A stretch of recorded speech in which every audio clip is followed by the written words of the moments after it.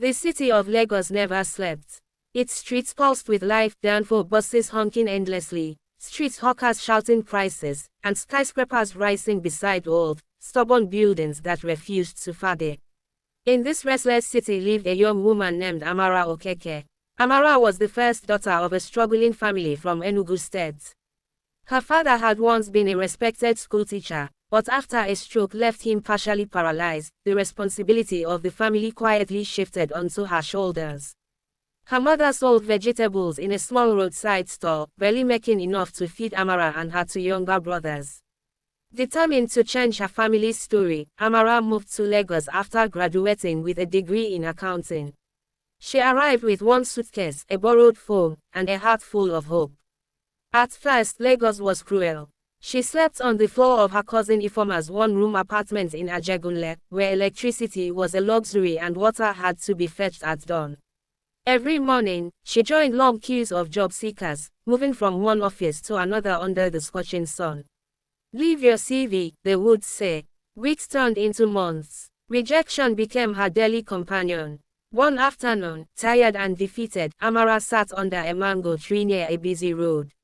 As she stared blankly at the passing cars, a sleek black SUV pulled up beside her. The window rolled down slowly. "Are you looking for a job?" a deep voice asked. Inside was Tunde Balogun, a young, wealthy entrepreneur known in Lagos circles. He owned multiple businesses and had a reputation for helping young talents. Amara hesitated, but desperation pushed her forward. "Yes, sir." That single moment changed everything. Tunde offered her a position as a junior accountant in his company. The salary was modest, but to Amara, it felt like a miracle. She threw herself into her work, staying late, learning fast, and proving her worth. Within a year, she became indispensable. But Lagos had a way of testing people. As Amara grew closer to Tunde, whispers began to spread in the office. People said she was more than just an employee. Some claimed she was using her beauty to climb the ladder. The truth was more complicated. Tunde admired her resilience. He saw in her something rare, honesty in a city that often rewarded deception. Slowly, their professional relationship blurred into something deeper. Amara found herself caught between love and ambition. Meanwhile, back home in Enugu, her family depended entirely on her. Her younger brother, Shidi, had gained admission into university.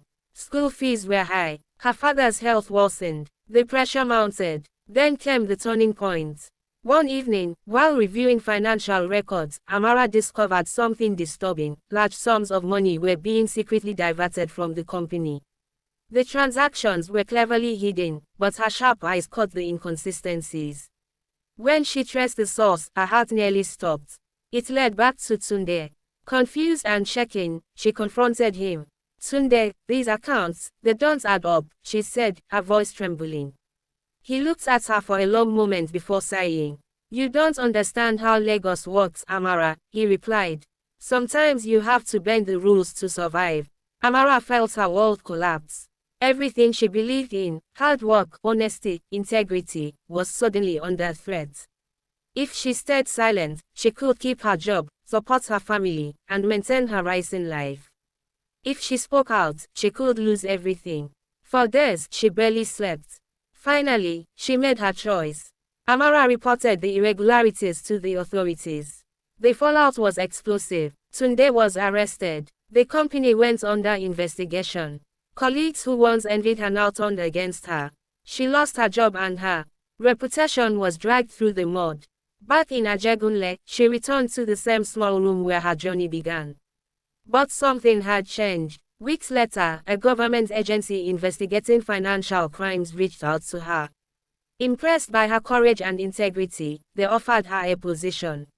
This time, not just as an employee, but as someone who could make a difference. Years later, Amara stood in a high-rise office overlooking Lagos.